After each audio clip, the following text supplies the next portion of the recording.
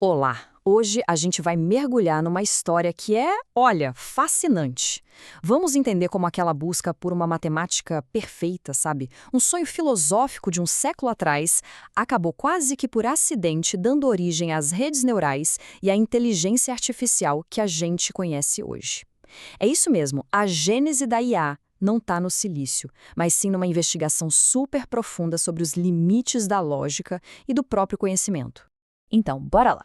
A pergunta que vai guiar a gente aqui é exatamente esta: como é que pode uma busca por uma certeza absoluta na matemática, ter levado a gente a criar máquinas que, na verdade, aprendem com a incerteza dos dados? Parece um baita paradoxo, né? Mas é justamente nessa tensão que essa história toda se desenrola. A coisa toda começa lá no início do século XX, com um sonho grandioso mesmo. A ideia era tentar criar um sistema totalmente formal, completo para a matemática inteira. Pensem só, um sistema onde qualquer verdade pudesse ser provada de um jeito mecânico, quase como uma máquina. E essa era a convicção de um matemático chamado David Hilbert. Lá em 1900, ele lançou um desafio propondo 23 problemas para guiar a matemática. Ele realmente acreditava que a gente podia construir um sistema de axiomas e, a partir daí, derivar toda e qualquer verdade matemática. Era quase a ideia de uma máquina de provar verdades. Incrível, né? Só que esse sonho, bom, ele foi sendo desmontado, peça por peça.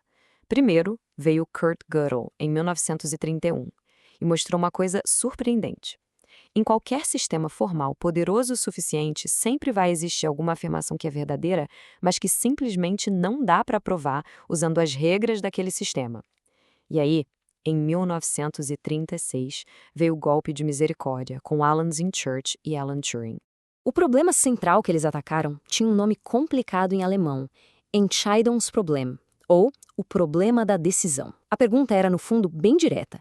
Existe algum procedimento mecânico, sabe, um algoritmo universal, que consiga olhar para qualquer afirmação matemática e dizer com certeza isso é verdadeiro ou isso é falso?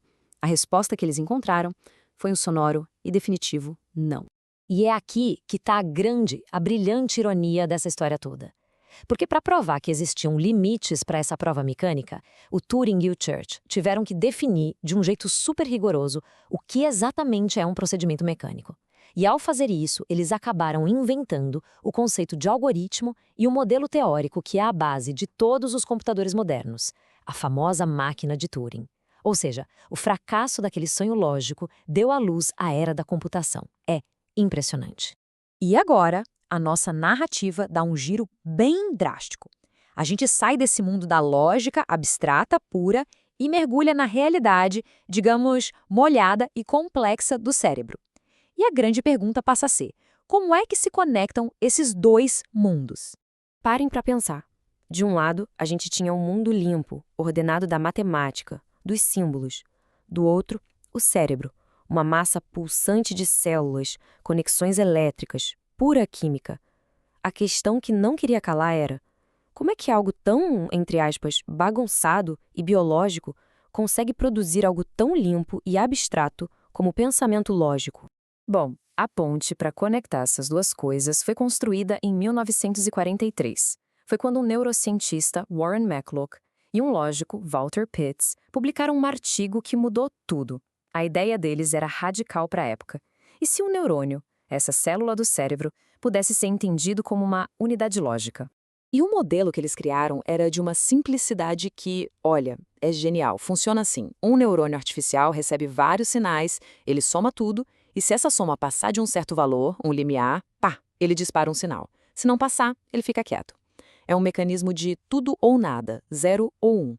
E a sacada genial é que esse comportamento não é só biológico, ele é, na sua essência, computacional. É basicamente uma porta lógica. E aqui está o ponto central de tudo. O que o McCulloch e o Pitts mostraram é que uma rede formada por essas unidades super simples poderia, em teoria, fazer qualquer computação que uma máquina de Turing consegue fazer. Foi a primeira vez que se teve uma prova teórica de que o pensamento abstrato, a lógica, podia surgir de um mecanismo puramente físico.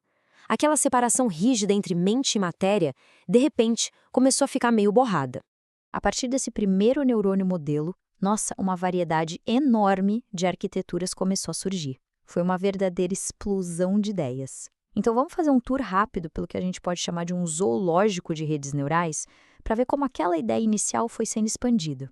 O primeiro descendente direto foi o Perceptron, lá de 1958.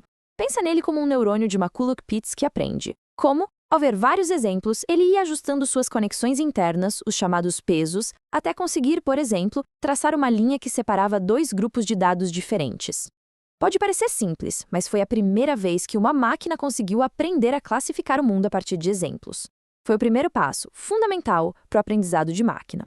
O grande salto, de verdade, veio com as redes feed-forward. A sacada genial aqui foi adicionar camadas ocultas de neurônios, sabe, entre a entrada e a saída. E isso permitiu que a rede fosse muito além de só traçar linhas retas. Funciona mais ou menos assim. A primeira camada aprende a reconhecer coisas simples, como linhas e arestas. A camada seguinte pega essas linhas e aprende a combiná-las para reconhecer formas mais complexas, tipo quadrados, círculos. Foi aí que nasceu o aprendizado profundo, o Deep Learning, essa ideia de descobrir padrões em vários níveis de abstração. Aí veio outra pergunta. E se a informação pudesse fluir em ciclos em vez de só para frente? As redes neurais recorrentes, as RNNs, fizeram exatamente isso. Elas criaram laços que permitem que a saída de um neurônio num instante influencie o cálculo dele mesmo no instante seguinte. Isso deu para a rede um tipo de memória de curto prazo. Pensa em como a gente lê uma frase. Para entender a última palavra, é preciso lembrar do que veio antes. Essa memória é crucial para processar coisas em sequência, como a nossa linguagem. E isso nos traz para a arquitetura que basicamente define a inteligência artificial moderna, o mecanismo de atenção. A ideia foi simplesmente revolucionária. Imagina ter que traduzir uma frase bem longa. Em vez de tentar espremer o significado da frase inteira numa única ideia, o modelo aprende a prestar atenção de forma seletiva. Quando ele vai gerar uma palavra da tradução, ele consegue olhar para trás para a frase original e focar só nas palavras que são mais relevantes naquele momento. Essa habilidade de focar no que realmente importa é o que está por trás dos grandes modelos de linguagem que a gente vê hoje. Então, se a gente olhar para trás, dá para ver um caminho evolutivo bem claro, né? A gente começou com uma simples separação linear, evoluiu para uma compreensão de hierarquias, depois adicionamos a memória temporal e, por fim, chegamos na capacidade de ter um foco contextual. Cada passo foi construído em cima do anterior. Uma evolução fantástica. E toda essa jornada tecnológica, que foi incrível, nos força a fechar o círculo e voltar para a filosofia. Com tudo isso, o que muda na nossa forma de entender o que é conhecimento? A pergunta aqui se torna inevitável, né? Quando um sistema de IA desses dá uma resposta correta, ele realmente sabe a resposta ou ele está só fazendo um cálculo estatístico, claro que extremamente sofisticado, mas sem nenhum pingo de compreensão real por trás? Para tentar responder isso, a epistemologia, que é o estudo do conhecimento, nos oferece duas lentes. De um lado, tem um internalismo. Ele diz que para saber alguma coisa é preciso ter acesso consciente às razões que justificam aquilo. Do outro lado, tem o externalismo. Ele diz que não. O que importa mesmo é que o processo que te levou àquela crença seja confiável, mesmo que a gente não entenda direito como ele funciona. E é aqui que a conexão fica explícita. Os sistemas de IA, especialmente as redes neurais, são a materialização perfeita do externalismo. O processo deles pode ser incrivelmente confiável para fazer certas coisas, sem dúvida, mas não existe um eu ali dentro. Não tem uma consciência para acessar e pensar sobre as razões por trás das conclusões. Eles levam a ideia do externalismo a um extremo que ninguém nunca tinha imaginado. E tudo isso nos deixa com uma pergunta final. Uma pergunta bem provocadora. Pensem bem. A gente partiu de uma busca por uma prova lógica perfeita e chegamos em sistemas que dão resultados confiáveis sem ter nenhuma compreensão interna. Será que a gente não está testemunhando o surgimento de um tipo de conhecimento completamente novo? Um conhecimento que simplesmente existe, que funciona, mas que está totalmente desvinculado de um sujeito, de um conhecedor? Fica aí a reflexão.